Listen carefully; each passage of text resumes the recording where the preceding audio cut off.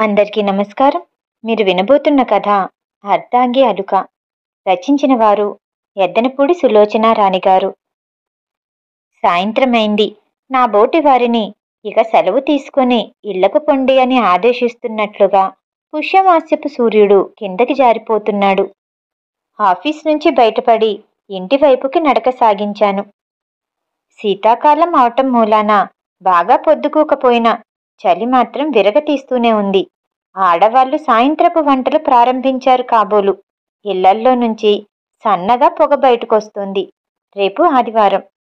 సెలవు రోజున ఏం చెయ్యాలో కార్యక్రమాన్ని ఊహించుకుంటూ వెళ్తున్న నా కాళ్ళు అలవాటు చొప్పున నా ప్రమేయం లేకుండానే పూలంగడి వద్ద ఆగిపోయాయి. అనేక రకాల పూలు అక్కడ అమ్ముతూ ఉంటారు. అయినా సరే విజయకు ప్రియమైన సన్నజాజి పూలు మాత్రమే నేను రోజు వాడుకగా తీసుకుంటాను.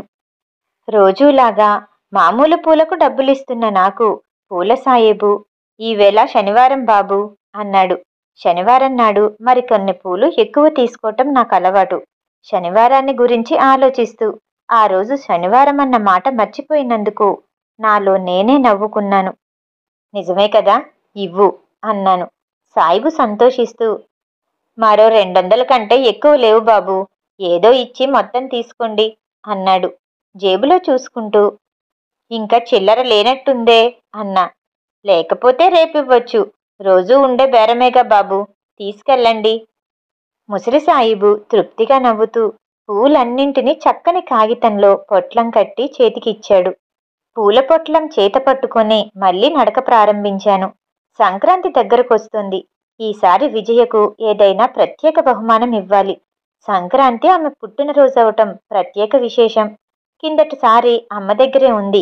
సంక్రాంతి నాడు కొత్త బట్టలు కట్టుకొని అమ్మ చేయించిన రాళ్లబిల్ల జడ మధ్యలో పెట్టుకొని తల నిండా సన్నజాజి పూల పరిమళం నింపుకొని ఆరుబయట వెన్నెల్లో పడుకొనున్న నా దగ్గరకొచ్చి, ఈ వేషం చూశారా అన్న విజయ రూపం నా కళ్ళ ముందు మెదిలింది.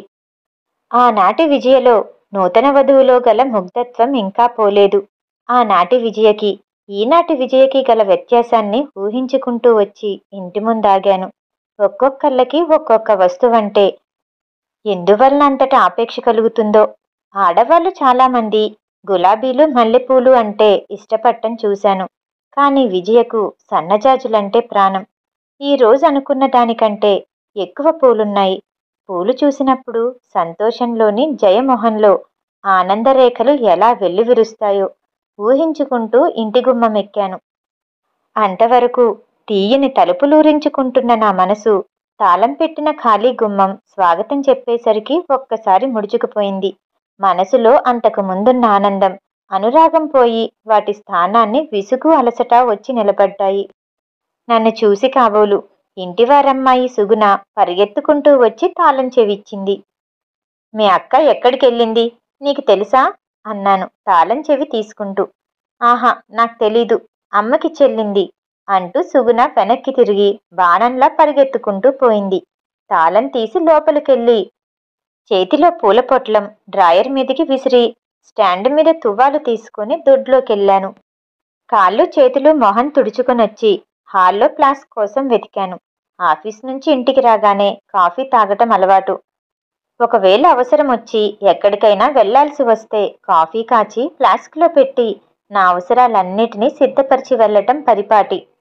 కానీ ఈ రోజున అదేంటో దానికి వ్యతిరేకంగా జరిగింది. విజయ మీద విసుగు కోపంగా మారింది. వంటింట్లోకి వెళ్లి చూశాను. అలమరలో ఖాళీ ఫ్లాస్క్ నన్ను చూసి నీరసంగా నవ్వింది. కాఫీ కూడా కాచకుండా వెళ్లాల్సినంత అర్జెంటు పని ఏమొచ్చిందో. ఏముంది, ఏ నీరజాన వచ్చి రమ్మనుంటుంది. వెళ్ళింది కాబోలు. స్నేహితురాలి మోజులో భర్తని కూడా మర్చిపోయే మనుషుల్ని ఏమనాలి. సగం విసుగుతోనూ సగం కోపంతోనూ వచ్చి హాల్లో కుర్చీలో కూలపడ్డాను.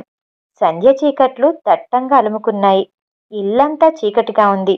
లేచి లైటు వేశాను. మళ్ళా కుర్చీలో కూర్చోబోతుండగా ఎదురుగుండా టేబుల్ మీద ఏదో కవర్ కనిపించింది. చెయ్యి చాచి తీసుకొని పై అడ్రస్ చూశాను. అది నాదే. రాత కూడా చిరపరిచితమే. నా బాల్యమిత్రుడు జయపాల్ రాతలాగా ఉంది. వాడి దగ్గర నుంచి ఉత్తరం వచ్చి చాలా రోజులైంది. వాళ్ళ ఆవిడకు ఒంట్లో బాగుండకపోవటం వల్ల పెళ్లికి కూడా రాలేదు. ఏం రాశాడు అనుకుంటూ కవర్ చూశాను. చించే ఉంది, చదివింది కాబోలు అనుకుంటూ లోపల కాగితాన్ని తీసి చదవటం మొదలుపెట్టాను. ఉత్తరం చదువుతుంటే నాలో ఉన్న విసుగు అలసట ఒక్కసారి మాయమైపోయాయి. ఆ ఉత్తరం రాసిన పద్ధతి చూస్తే నాకు నవ్వాగింది కాదు. వాడేదో బాగా పైత్యంలో ఉండి రాశాడని అనుకుంటూ వచ్చే నవ్వు పై మీద తువ్వాలుతో ఆపుకుంటూ ఉత్తరం మరోసారి చదివాను. అందులో ఇలా ఉంది: మహారాజశ్రీ రాజశేఖరరావు గారికి వినయపూర్వక నమస్కారములు. మీరు నాకు చేసిన వాగ్దానాలలో ఒక్కటి కూడా నిలబెట్టుకోలేదు. ఈ ఊరు నుంచి వెళ్ళిపోయిన తర్వాత మీరు ఒక్క ఉత్తరం కూడా రాయలేదు. కారణం నాకు తెలీదు. నాకు చాలా గాబరాగా ఉంది. మీరు నన్ను మర్చిపోలేదని, పనుల తొందరలో ఉన్నారనే నమ్మకంతో ఉన్నాను. నాకెప్పుడు మీరే గుర్తుకొస్తారు. మీతోటి స్నేహం, ఆటలు మరవలేనిది. ఈ మధ్య ఎవరో మీకు వివాహమైందని అన్నారు. ఆ వార్త విన్నప్పటి నుంచి నా గుండెల్లో ఆటం బాంబులు పేలుతున్నాయి. మీరు నాకు ఇన్నాళ్ళ నుంచి ఒక్క ఉత్తరం కూడా రాయకపోవడానికి కారణం ఇదేనా అనిపిస్తుంది. అయినా నమ్మలేకుండా ఉన్నాను. మీరు నాకు అన్యాయం చెయ్యరని, నన్ను మీరు మర్చిపోలేదని నా అంతరాత్మ పదే పదే చెప్తుంది. ఆ ధైర్యంతోనే ఈ ఉత్తరం రాయటానికి సాహసిస్తున్నాను. మన ప్రేమ సంగతి మా నాన్న అమ్మలతో చెప్పాను. మీరే నా జీవితం అని అన్నాను. వాళ్ళు మొదట్లో దిగ్భ్రాంతి చెందిన తర్వాత మన్నించి మీకు ఉత్తరం రాయటానికి అనుమతినిచ్చారు. ఈ ఉత్తరం చూసిన వెంటనే మీరు బయలుదేరి రండి. లేకపోతే అమ్మా నాన్న నేను చెప్పింది అబద్ధమనుకుంటారు. మీరు నిజంగా పెళ్లి చేసుకోలేదని, నన్ను మోసం చెయ్యరనే గట్టి నమ్మకంతో ఉన్నాను. నా ఆశలన్నీ మీ మీదనే ఉంచుకున్నాను. ఒకవేళ మీరు గనక నిజంగా పెళ్లి చేసుకునుంటే ఏం చెయ్యాలో నాకు తోచదు. అప్పుడు నాకు మరణమే ఆశ్రయదాత అవుతుంది. ఆడపిల్లని ఇంతకంటే ఏం చెప్పగలను? నా మనసులో బాధ అర్థం చేసుకోండి. మీ రాక కోసం నేనే కాదు, నా తల్లిదండ్రులు కూడా ఎదురు చూస్తున్నారు. అమ్మా నాన్న ముందు నన్ను అసత్యవాదినిగా నిలబెట్టకండి. నేను అవమానాన్ని సహించలేను. ఈ దీనురాలి మీద కాస్త దయుంచండి. మీకు కవిత్వ భాషలో ఉత్తరం రాయటానికి నాకు బాగా చదువు రాదన్న విషయం మీకు తెలుసు కదా. ఎంతో శ్రమపడి ఈ ఉత్తరం రాస్తున్నాను. తప్పులుంటే క్షమించండి. ఇట్లు మీ రాక కోసం హృదయమంతా కళ్ళు చేసుకుని ఎదురుచూసే అభాగిని, జయారాలు. అది చదివాక వచ్చే నవ్వుని అతి కష్టం మీద ఆపుకోవలసొచ్చింది. వీడెప్పుడు ఇంతే. బిఏ చదువుతుండగా ఒకసారి వేసంగిలో సెలవులకు ఇంటికొస్తే అచ్చు ఆడపిల్ల రాసినట్లు చక్కటి ప్రేమలేఖ సృష్టించి రాశాడు. అది అమ్మ చూసి ఒకటే గొడవ. చెప్పేది వినిపించుకోదే. ఒకటే ఏడుపు. ఉపవాసాలు కూడా చేసింది. అగ్నిహోత్రుల్లాంటి పవిత్రమైన మీ నాన్నగారి పేరుకు కలంకం తెస్తున్నావా అని ఏడ్చింది. చివరికి ఆ ఉత్తరం వీడు రాసిందేనని నమ్మించేసరికి తల ప్రాణం తోక్కొచ్చింది. ఫలితంగా వెంటనే విజయ్తో పెళ్ళైపోయింది. పెళ్ళైన తర్వాత జయపాల్ని అభినందిస్తూ ఉత్తరం రాశాను. సరిగ్గా ఆ సమయంలోనే వాడి భార్య మనికి పెద్ద జబ్బు చేయటం మూలాన పెళ్లికి రాలేకపోయాడు. నిజంగా ఈ ఉత్తరం చూస్తే ఎంతటి వాళ్ళకైనా అనుమానమే వస్తుంది. ఇంతకీ విజయ్ ఈ ఉత్తరం చూసి ఏమనుకుందో? ఈ ఆలోచన వచ్చేసరికి నాలో ఉన్న ఆనందమంతా గాల్లో దూది పింజలాగా ఒక్కసారి ఎగిరి చక్కా పోయింది. నా నవ్వు మేట నొక్కినట్లు ఆగిపోయింది. ఇలాంటి వాటిల్లో ఒక దెబ్బతినున్నాను. చిన్నప్పటినుంచి తన చేతుల మీద పెంచి నా స్వభావాన్ని అర్థం చేసుకున్న అమ్మే పొరపాటు పడింది. కొంపతీసి విజయ కూడా అలాంటి అనుమానం పొందలేదు కదా. ఏమో కర్మ. విజయ వెళ్ళిపోవటానికి కారణం ఇదే అయితే చచ్చానన్నమాటే. ఇది అబద్ధమని నిరూపించుకోవడానికి నా వద్ద మరో నిదర్శనం కూడా లేదిప్పుడు. నా మనసు కొంచెంగా చెదిరింది. ఆవేశంలో విజయ ఉచితానిచితాలు తెలుసుకోదు. ముక్కుకి సూటిగా పోయి ఏది తోస్తే అది చేసేయటమే. అనుకోకుండా పెండ్లి నాడు మామగారు చెప్పిన మాటలు గుర్తుకొచ్చాయి. నాయనా, భగవంతుడు జయలో ఆవేశం ఒక వీసంపాలు ఎక్కువగా కలిపాడు. దానిది చాలా ఒడిదుడుకుల స్వభావం. కోపం వచ్చిందంటే తను వెళ్లే మార్గంలో ఏముందో కూడా చూసుకోదు. దాన్ని అర్థం చేసుకోగలిగి దాని నడతని విపులంగా చూసినట్టయితే నిన్ను మించిన అదృష్టవంతుడు ప్రపంచంలో మరొకడుండడు. జాగ్రత్త నాయనా, జ్ఞాపకముంచుకో. అది మామగారి మాట. బాగా రాత్రయింది. ఇప్పుడెప్పుడొస్తుంది? ఎప్పుడు వంట చేసి నాకు భోజనం పెడుతుంది? అనుకుంటూ చేతికున్న వాచీ తీసి డ్రాయర్ మీద పెట్టడానికి లేచి డ్రాయర్ దగ్గరకు వెళ్ళాను. మామూలుగా నా వాచీ పెట్టే చోటులో విజయ నోట్బుక్లోని బ్లూ పేపర్ ఎత్తు పెట్టబడింది. మనసు అపశకునాన్ని శంకిస్తుండగా చేత్తో కాగితం తీసుకుని చూశాను. నా కళ్ళని నేనే నమ్మలేకపోయాను. లైటు ముందుకొచ్చి వెడల్పైన కళ్ళతో ఉత్తరం మరోసారి చదువుకున్నాను. అందులో సంబోధన గింబోధన ఏమీ లేదు. రాత కూడా ఏమంత బాగాలేదు. ఇలా ఉంది: అదృష్టవశాత్తు ఉత్తరం నేనే ముందు చూడటం తటస్థించింది. మీరు నన్ను చూసినప్పుడు ఆ రోజున నాన్నగారితో విజయ అన్న పేరు నన్ను బాగా ఆకర్షించింది అని ఎందుకు చెప్పారో ఇప్పుడు బాగా అర్థమవుతోంది. పాపం అమాయకురాలు జయ ఇంకా మీకు పెళ్లి కాలేదని అనుకుంటోంది కాబోలు. తన ప్రాణ సమానంగా ప్రేమించి తను ఎదురు చూస్తున్న వ్యక్తి మరో వ్యక్తిని వివాహమాడి సర్వ సుఖాలు అనుభవిస్తున్నాడంటే ఏ ఆడపిల్ల హృదయం దహించుకుపోదు? ఒక రోజున ఆ పిచ్చి పిల్లతో కూడా జయ అన్న పేరు నన్ను బాగా ముగ్ధుడిని చేసిందని చెప్పే ఉంటారు. అందులో సందేహం లేదు. భగవంతుడు ఆడవాళ్ళకి ఎన్ని తెలివితేటలిచ్చినా సులభంగా మగవాళ్ల వలలో పడేటట్లు శాపం పెట్టాడు కాబోలు. నేను చదువుకున్న దాన్ని. నన్ను నేను పోషించుకోగల సమర్థత నాలో ఉంది. అసమర్థత లేని జయ మీ దయాధర్మం కోసం పాకులాడుతుంది. అందువలన నేను మిమ్మల్ని ఆ నిర్భాగ్యురాలికి వదిలేసి వెళ్ళిపోతున్నాను. మీరు ఇకనైనా బుద్ధి తెచ్చుకొని ఈ రాత్రి రైలుకి వెళ్ళిపోయి ఆ అమ్మాయిని క్షమార్పణ కోరుకోండి. నిజంగా ఈ ఉత్తరం నా చేతిలో పట్టం ఆమెకు క్షేమకరమే అయింది. లేకపోతే నాకు తెలియకుండానే నేను ఒక అమాయకపు జీవికి తీరని అన్యాయం చేస్తూ ఉండేదాన్నేమో. పాపం ఎక్కువ చదువు కూడా చదువుకోలేదట. మీరు తప్ప ప్రపంచంలో మరో ఆధారం ఉండుండదు. మీరు వెళ్ళలేకపోతే తన నిండు ప్రాణాన్ని తర్వాత ఏం జరుగుతుందో నేను రాయలేను. అయినా మీరు ఊహించలేనంతటి మూర్ఖులు కారు. అది తలుచుకుంటే నా కలం కంపిస్తుంది. చెయ్యి ముందుకు సాగటం లేదు. ఇంతకంటే రాయలేను. మరో విషయంలో అయితే మీకోసం ఎంతో ఏడ్చేదాన్ని. దాన్నుండి రక్షించుకొని మిమ్మల్ని నా గుండెలు చీల్చుకొని అందులో భద్రంగా ఎవరూ చూడకుండా దాచేసుకునేదాన్ని. కానీ ఈ విషయంలో అలా చెయ్యలేను. పట్టపగలు 10 మందిని కూనీ చేసొచ్చినా మిమ్మల్ని క్షమించగలిగేదాన్ని. ఈ విషయంలో చెయ్యలేను. తను మనసారా ప్రేమించి తన సర్వస్వమని నమ్ముకున్న మగవాడు ఉత్త మోసగాడైతే స్త్రీ ఎంత బాధపడుతుందో నా ఇప్పటి బాధ తెలుస్తుంది. అందుకనే నేను జయ ఉత్తరం చూడగానే జయ మీద మండిపడలేకపోయాను. ఆమె బాధ అర్థం చేసుకుని నేనే వెళ్ళిపోతున్నాను. మీరింక నా ఛాయలు చూడటానికి కూడా ప్రయత్నించొద్దు. ఇది నా ఆజ్ఞ.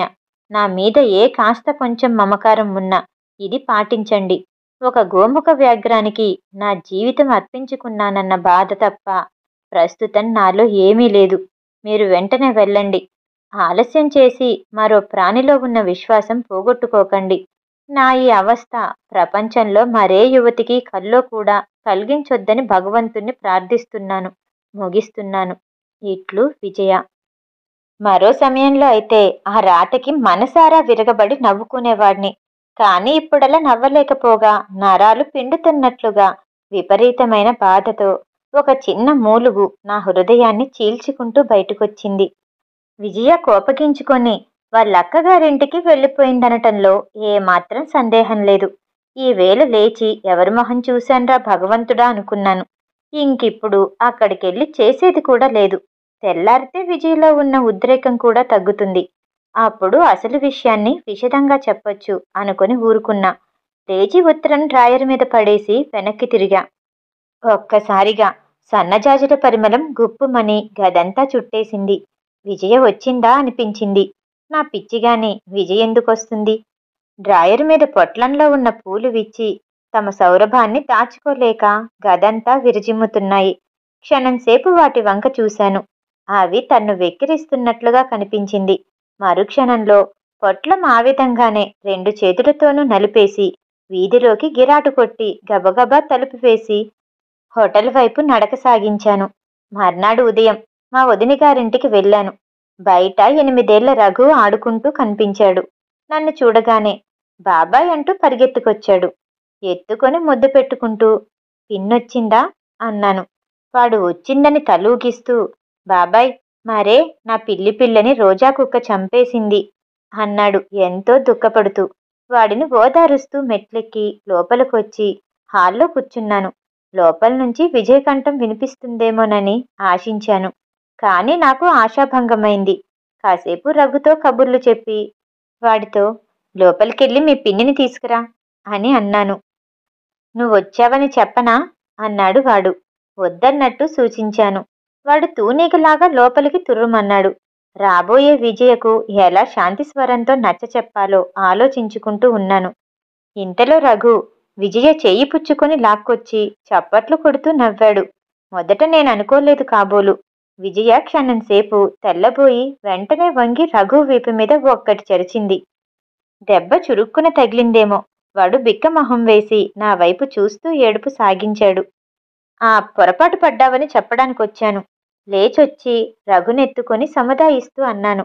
విజయ కళ్ళు నిప్పులు కక్కుతున్నాయి. నేనేం పొరపాటు పడలేదు. నాకు బాగా తెలుసు. మీ నాటకం ఇంకా ఆడదామని చూడకండి. నా చేతుల్లోంచి రఘుని ఒక్క గుంజుతో లాక్కుంది. విజయ అని పిలుస్తూనే ఉన్నాను. నా మాట వినిపించుకోకుండానే రఘు వీపు మీద మరోటంటిస్తూ పెదవా, ఇప్పటినుంచి అబద్ధాలాడటం నేర్చుకుంటే గాని రేపు పెద్ద పెద్ద వాళ్ళ గొంతులు కోయలేవు అంటూ లోపలికెళ్ళిపోయింది. విజయ ఆవేశంలో బిగ్గరగా అన్నాను. ఎవరినుద్దేశించి ఆ విధంగా వ్యంగ్యంగా మాట్లాడిందో అర్థం చేసుకున్న నేను ఇక అక్కడ నిలబడలేక వెనక్కి తిరిగి వచ్చేశాను. ఆదివారం కావటం, ఈరోజు ఆఫీస్ కూడా లేదు. ఇంటికొచ్చి మౌనంగా కుర్చీలో కూర్చుని జరిగిందంతా ఒక్కసారి విమర్శించుకున్నాను. ఇందులో నేను చేసిందేముంది? నా పాత్ర నిమిత్త మాత్రంగా నిలబడింది. ఆ సమయంలో జయపాల్ కనిపిస్తేనే ఏం చేసేవాడునో అనిపించింది. ఇల్లంతా బావురుమంటుంది. ఎక్కడ వస్తువులు అక్కడ లేక చిందరవందరగా పడున్నాయి. రాత్రి కోపంతో నలిపి పారేసిన పూలు 1-2 వాడిపోయి ఎండిపోయి కింద పడున్నాయి. డ్రాయర్ ముందు కుర్చీలో కూర్చుని జయపాల్కి ఈ విధంగా ఉత్తరం రాయటం మొదలుపెట్టాను. జయపాల్, హాస్యపూరితంగా నువ్వు రాసిన ఉత్తరం అందింది. కానీ అది మొదట నాకు అందలేదు. ఎవరికి అందాలో వారికి అందింది. ఆ విధంగా అందటం వల్ల కలిగిన ఫలితం వింటే నువ్వు బహుశా నిద్రాహారాలు కూడా మర్చిపోతావు. ఒకనాడు నీ మూలంగానే, అంటే నీ ఉత్తరం మూలంగా నేను విజయ్ని పెళ్లాడటం జరిగింది. ఆనాడు నేను అమ్మ దగ్గర ఉండగా నువ్వు ఆ విధంగా ప్రేమలేఖ రాయకపోయినట్టయితే నేను విజయను వివాహమాడటం సంభవించేది కాదు. కానీ మళ్ళీ నీ ఉత్తరం మూలంగానే విజయ నా నుండి దూరమైపోవటం వింతగా లేదు. ఎరుగని వాళ్ళు నీ ఉత్తరం చూస్తే ఏ ఫలితాలు కలుగుతాయో అవే కలిగాయి. విజయకు నువ్వు తెలియవు. నన్ను అపార్థం చేసుకుని కోపగించి నా మీద అలకతో వాళ్ళ అక్కగారింటికి వెళ్ళిపోయింది. ఇప్పట్లో విజయ్ దగ్గరకు నేను వెళ్ళినా ప్రయోజనం లేదు. జయపాల్, నా మీద విజయ్కెంత అసహ్యం పుట్టిందంటే చివరికి నా మొహం చుట్టానికి కూడా యావగించుకుంటోంది. ఇహ ఆమె నా దగ్గరికి రావటం దుర్లభమనే తలుస్తున్నాను. ఎందుకంటావా? విజయ నన్ను దోషిగా నిర్ణయించుకుని వెళ్ళిపోయింది. నేను నిర్దోషినని నిరూపించుకునే ఆధారాలు నా దగ్గర లేవు. తమాషాగా రాసిన ఉత్తరం ఇంత దారుణ ఫలితాలనిస్తుందని నువ్వనుకునుండవు కదూ. కానీ ఏం చేద్దాం? ప్రతిదీ మన మంచి కొరకే అని ఊరుకున్నాను. ఇట్లు ఏం చెయ్యాలో తోచని నీ రాజు. ఆ రోజంతా అటూ ఇటూ కాలు కాలిన పిల్లిలాగా తిరుగుతూ గడిపాను. ఆ రాత్రి సరిగ్గా నిద్ర పట్టలేదు. ఇంత చిన్న విషయానికే విజయ నన్ను అనుమానించిందంటే నన్నసలు అర్థం చేసుకోలేదన్నమాట. నా ఎదుట నిలబడి ఉత్తరంలోని మాటలు నా మొహం మీదంటే ఎంతో సంతోషించేవాడిని. వాళ్ళక్కతో ఏమని చెప్పిందో, భార్యాభర్తల మధ్య ఏవైనా మనస్పర్ధలు కలిగినా ఇద్దరు ముఖాముఖిన తేల్చుకోవాలి గాని ఈ విధంగా చేస్తే కలిగే ప్రయోజనమేంటి? పైగా అందరూ చూసి నవ్వడం తప్ప ఇందులో నా తప్పేం లేదు. మొదట విజయే దూరంగా వెళ్ళిపోయింది కాబట్టి ఏనాటికైనా తనంతట తనే తిరిగి క్షమించమని నా దగ్గరికి రావాలి. ఒక నిశ్చయానికి వచ్చిన తర్వాత నా మనసు తేలిక పడింది. ఏ పొరపాటు చెయ్యని నేను వెళ్ళి క్షమించమని అడగవలసిన అవసరం నాకేమాత్రం లేదనిపించింది. ప్రళయకాలంలో ముచ్చటగా 3 రోజులు గడిచిపోయాయి. 4వ రోజున సూర్యోదయమైంది. ఈ 2-3 రోజుల్లో నేను విజయను చూడటం కానీ కనీసం ఆమె గురించి వినటం కానీ ప్రయత్నం చేయలేదు. 10 గంటలు దాటింది. ఆఫీస్కి వెళ్లే ప్రయత్నంలో ఉన్నాను. ఇంటి ముందు జట్కా ఆగింది. ఒకసారి నా గుండెలు సంతోషంతో ఉవ్వెత్తున లేచాయి. బండిలోంచి దిగబోతున్న విజయను నేను గమనించినట్లుగా ఉండాలని వీపు వీధివైపు పెట్టి నిలబడ్డాను. రాజు అన్న పిలుపుతో ఆశించిన ఆశలు ఒక్కసారి కూలిపోగా ఉలిక్కిపడి వెనక్కి తిరిగి చూశాను. ఎదురుగుండా గుమ్మంలో జైపాల్, అతని భార్యామణి నిలబడున్నారు. క్షణంసేపు నేను, జైపాల్ ఒకరి కళ్ళల్లో ఒకళ్ళం చూసుకున్నాం. అక్కడ మణి ఉన్న సంగతి కూడా మర్చిపోయి ఇద్దరం ఒకళ్ళనొక్కలు గట్టిగా కావులించుకున్నాం. నేను తమాషా కోసం చేసిన పని ఇంత దారుణ ఫలితం కలుగచేస్తుందనుకోలేదురా రాజు అన్నాడు గద్గిత కంఠంతో. 3 రోజుల క్రితం గనక జైపాల్ నాకు కనిపిస్తే ఏం చేసేవాడ్నో నాకే తెలీదు. కానీ ఇప్పుడు ఆ సమయం దాటిపోయింది. రండి లోపలికి అన్నా గుమ్మంలో నిలబడిన మణిని చూస్తూ. అసలు జరిగిందేంటో సరిగ్గా విశదంగా చెప్పు అన్నాడు జైపాల్ లోపలికొచ్చి కూర్చుంటూ. నేను జరిగిందంతా విపులీకరించాను. అదేంటి, నేను ఉత్తరం రెండో వైపున గ్రీన్ ఇంకుతో రాశాను, చూడలేదు అన్నాడు జైపాల్ అంతా విన్న తర్వాత. ఆహా, ఏమని రాశావు అన్నాను నేను ఆశ్చర్యంగా. నేను రాసిన పేపర్ ఆకుపచ్చగా ఉంది కదా, దానికి వెనక వైపున కిందగా ఉత్తరం చదివిన తర్వాత కలిగిన అనుభవం రాయి అని పూర్తి సంతకం చేశాను అన్నాడు. ఆహా, నేను చూడలేదు, విజయ కూడా చూసుండదు అన్నాను. సర్లే, చూస్తే ఈ గ్రంథమంతా ఎందుకు జరుగుతుంది? నీ ఉత్తరం అందింది. మొదట నువ్వు కూడా తమాషాగా రాసావేమో అనుకున్నాను. కానీ వివరంగా చూస్తే అందులో తమాషా ఉన్నట్లు కనిపించలేదు. ఉత్తరం చూసినప్పటి నుంచి మనీ నన్ను ఒకటే సాధింపు. ఇక వెంటనే బయలుదేరొచ్చాం. మా పెత్తండ్రి కూతురు నీరజ ఇక్కడే ఉంది. అక్కడే దిగాము. సరాసరి ఇక్కడికి వద్దామంటే పరిస్థితులు తెలియవు కదా. నీరజ అంటే చంద్రశేఖరం పెళ్ళామేనా అన్నాను. అవును అన్నాడు. నీరజకి విజయ్కి ప్రాణస్నేహం అన్నాను. హుర్రే అంటూ జైపాల్ కుర్చీలోంచి లేచి ఒక్క గంతు వేశాడు. నేను మనీ తెల్లబోయి చూశాం. సరే, నువ్వు మధ్యాహ్నం ఆఫీస్కి సెలవు పెట్టేసేయ్ అన్నాడు. ఎందుకు అని అడిగాను. ఎందుకంటావేమిట్రా, ప్రాణస్నేహితుడొస్తేను సీరియస్గా అన్నాడు. నేను సెలవు పెట్టడానికి ఒప్పుకున్నాను. సాయంత్రం 4 గంటలకి నువ్వు నీరజ గారింటికి రా, తెలుసుగా అన్నాడు. ఎందుకని అడగాలని నోటిదాకా వచ్చిన వాడి మొహంలో గాంభీర్యం చూసి ఊరుకున్నాను. కాసేపుండి వాళ్ళిద్దరూ వెళ్ళిపోయారు. భార్య ఉండి ప్రాణస్నేహితుడొస్తే ఇంటికి పిలవలేకపోయానని మహా బాధపడ్డాను. వాడికి మాటిచ్చినట్లుగా నేను ఆ సాయంత్రం 4ంటికి నీరజ గారింటికి వెళ్ళాను. ఇల్లంతా ఏదో హడావుడిగా ఉంది. చంద్రం వాకిట్లోనే నాకెదురయ్యాడు.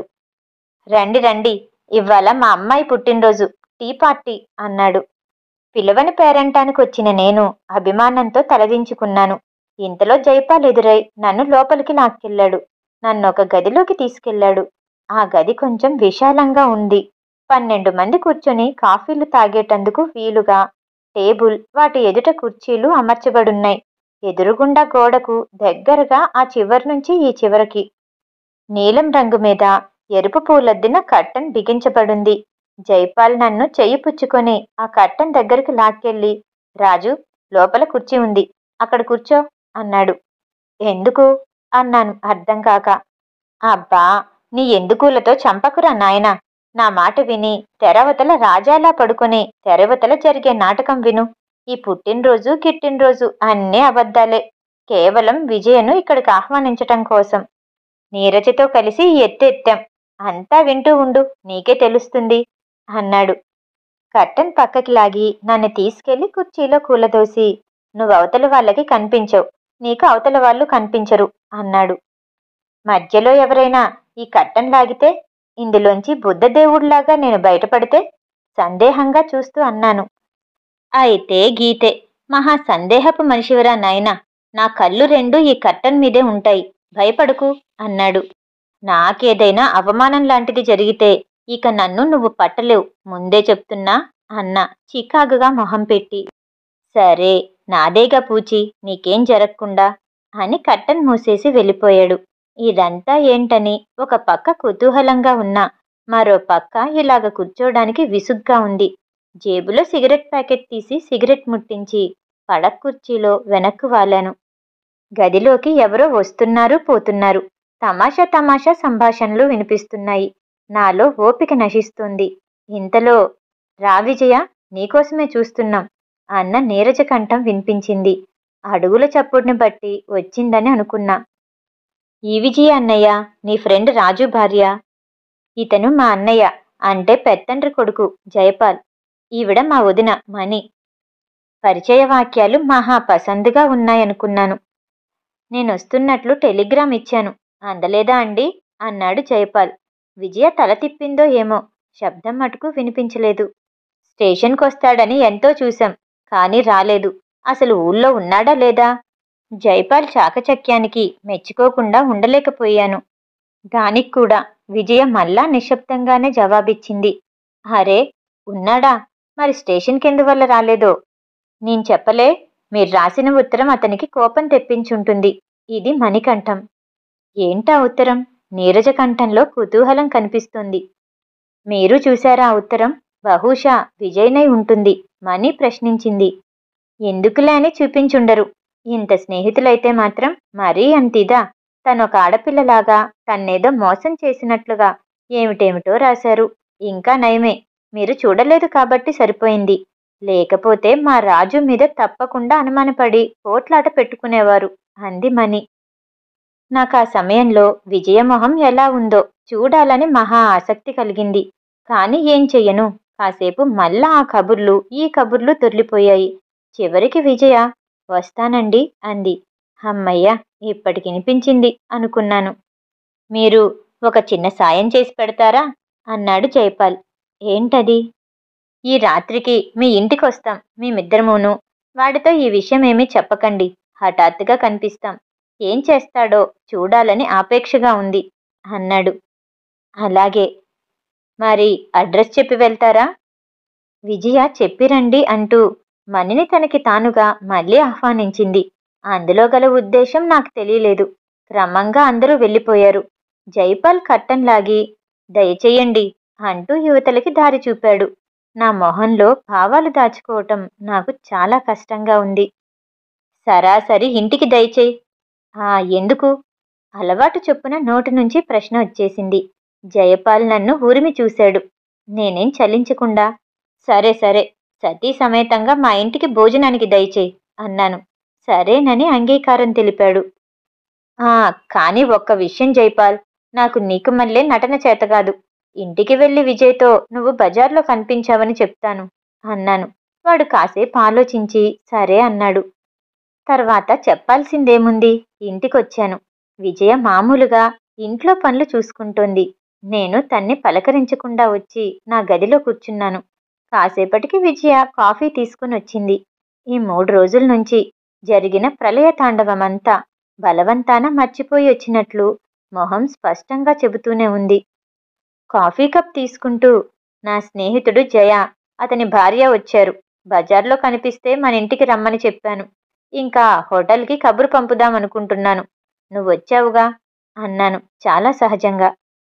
క్షణంసేపు విజయ కళ్ళెత్తి నా మొహంలోకి చూసి వెంటనే వెళ్ళిపోయింది. ఆ రాత్రి జైపాల్ మణి వచ్చారు. నేను విజయ్ని ఏమీ తెలియనట్లుగా పరిచయం చేశాను. మణి విజయ చాలా చక్కగా కలిసిపోయారు. వంటింట్లోకి వెళ్ళిపోయారు. ఇద్దరం భోజనం చేస్తుండగా జయపాల్ ఇలా అన్నాడు. కాస్త దానికి అంత కోపం ఎందుకురా నా మీద? స్టేషన్కి రావటం మానేశావు? అయినా వెనక పేజీలో కింద చివరి రాశానుగా అన్నాడు. ఈ మాటలు ఏ ఉద్దేశంతో అన్నాడో గ్రహించుకున్న నేను మాట్లాడలేదు. చాలండి ప్రతాపం, మీ చెల్లెలు చూడలేదు కాబట్టి ఆ ఉత్తరం సరిపోయింది. లేకపోతేనా? మా చెల్లెలేం అలా చెయ్యదు తెలుసా? జయ విజయపక్షం వహించాడు. ఆ రాత్రి చాలా సరదాగా గడిచిపోయింది.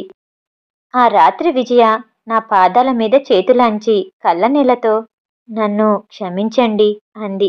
నేను నా కాళ్ళు దూరంగా లాక్కుంటూ, ఆహా, నిన్ను క్షమించలేను విజయ.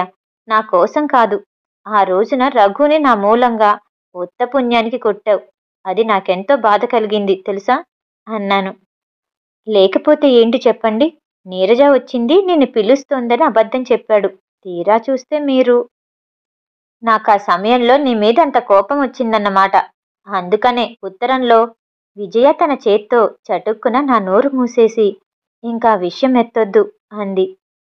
నేను చెయ్యి లాగేస్తూ, ఎత్తొద్దని అనటం మాత్రం అంటున్నావు గాని నేనెంత బాధపడ్డానో తెలుసా అన్నాను కోపంగా.